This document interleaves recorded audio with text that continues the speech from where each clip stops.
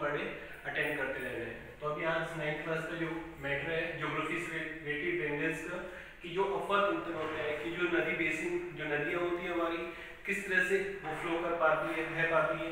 जैसे आपने नदियों के बारे में तो पढ़ी रखा है कि जैसे रिवर के बारे में सुना आपने, जो गंगा रिवर है काफी लार्जेस्ट रिवर है, लेकिन अफवाह की तरह से उसका जल निकास की तरह से कई तो वेद के हिसाब से और कुछ लैंड के हिसाब से उनका अलग अलग क्राइटेरिया होते हैं। तो अफवाह का मतलब होते हैं उसका जल निकास का तरीका, वो कितने एरिया क्राइटेरिया को उसको कवर करके भी चलती है।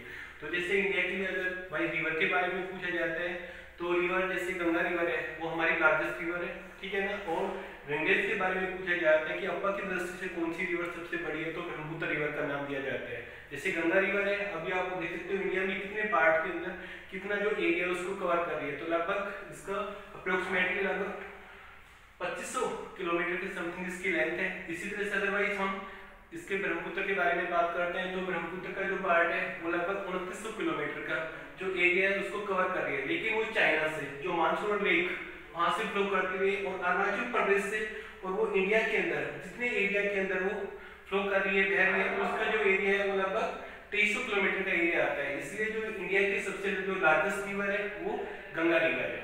अब आते हैं ड्रेनेज के बारे में कि अफवाह तंत्र के अकॉर्डिंग किस तरह से उसको डिवाइड किया जा सकता है, उसको बांटा जा सकता है। तो फर्स्ट इसको हम टू पार्ट में ड्रेनेज को टू पार्ट में डिवाइड करते हैं। फर्स्टली यहाँ पे the drainage the river system of the area, कितना एरिया वो कवर कर पा रही है, कितने एरिया के अंदर फ्लो कर पाती है, बह पाती है। सेकेंड इज इसमें जो पार्ट जैसे ये हमारे सब कॉन्टिनेंट के अंदर आता है कि कुछ जो रिवर होती है आपने देखा हो कि हिमालयन रिवर होती है, कुछ सब कॉन्टिनेंट पेनिनसुलर रिवर होती है, तो कुछ जो रिवर होती है वो कंटिन्यू फ्लो करती रहती है। जैसे हिमालयन जो रिवर होती है वो कंटिन्यू फ्लो करती है, इसी तरह से जो पेनिनसुलर जो रिवर होती है वो कुछ समय के लिए फ्लो करती है, आफ्टर सम टाइम वो स्टॉप हो जाती है, रुक जाती है। तो इसमें यहाँ पे drainage system in India are the controlled by the relief features of the सब कॉन्टिनेंट।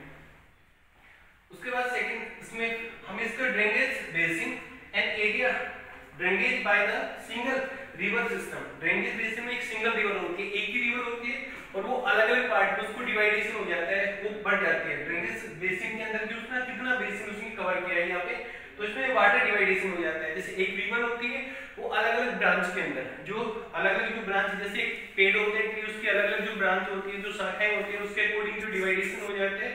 तो उसी तरह से इसमें यहाँ पे जो रिवर होती है वो अलग अलग ब्रांच के अंदर डिवाइड होती है, बढ़ जाती है। तो इसमें water divided and up land elevated area of the separating. जैसे जो एरिया कुछ पार्ट जैसे डिवाइडेशन का होगा तो उसमें क्या होगा कि जो रिवर होती है उसका जो लैंड का पार्ट होता है, मिट्टी का जो पार्ट होता है कुछ ऊपर उठा हुआ होता है, लैंड अप, यहाँ पे अपलैंड मतलब मिट्टी का कुछ पार्ट है ऊपर उठा हुआ होगा और साइड से दोनों साइड से उसमें रिवर जो होती है वो फ्लो करना स्टार्ट कर देती है। इसी तरह से इसमें हम आते हैं जैसे मेजर, इसमें बताया major group of the India river, जो भारत की जो मेजर रिवर है कौन कौन से उसके ग्रुप कौन कौन से। तो जो भारतीय की जो रिवर है उसको हम टू पार्ट में डिवाइडेशन कर सकते हैं। जैसे रिवर तो फर्स्टली एक आपका हिमालयन रिवर और दूसरी सेकंड नंबर पे आती है हमारी पेनिनसुलर रिवर। जो एक तो हिमालयन रिवर है जो क्योंकि ग्लेशियर की वजह से, क्योंकि यहाँ पे हर समय क्या होता है स्नोफॉल होता रहता है जिसकी वजह से कंटिन्यू फ्लो करती रहती है। जैसे जैसे जो स्नो है वो मेल्ट होती रहती है और जो रिवर से इनमें कंटिन्यू पानी होता है, जो वाटर कंटिन्यू फ्लो करता रहता है। पेनिनसुलर जो रिवर होती है इनमें जो पानी वो थोड़ा बहुत देखने को मिलता है, जब वो हम देख सकते हैं जब रेनफॉल होते हैं तभी रिवर के अंदर ये पानी फ्लो कर पाता है। ओके स्टूडेंट, अभी नेक्स्ट जो वीडियो के साथ आपके नेक्स्ट लेक्चर के अंदर प्रेजेंट होगी, तब तक इसको आपको कंप्लीट करना है।